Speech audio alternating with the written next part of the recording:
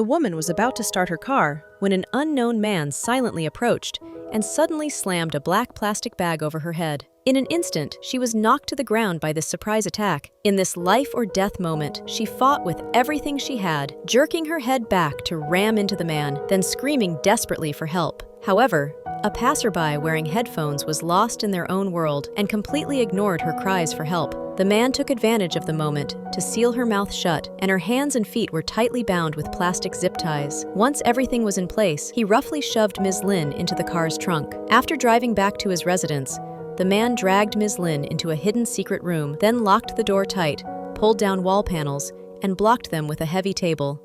The whole process was seamless and flawless. Inside the secret room, the woman struggled desperately, but with her hands and feet bound, she couldn't break free from these invisible shackles. Time ticked by minute, and the man pushed open the door again, crouching in front of the woman, trying to communicate with her. However, the woman was so consumed by fear and rage that she couldn't understand his intentions at all. The man shook his head helplessly and had to leave again, abandoning the woman to continue her desperate struggle in this pitch-black secret room. Meanwhile, he calmly pulled out a towel and began cleaning up the bloodstains on the floor left from her struggling. After struggling in the secret room for a long time, the woman accidentally discovered there was a ventilation opening above her head. She grabbed onto this last lifeline and shouted for help toward the vent, hoping that passers-by might hear her voice. However, this place was remote and rarely visited, so her cries for help were destined to simply vanish into thin air. After the man finished cleaning up everything,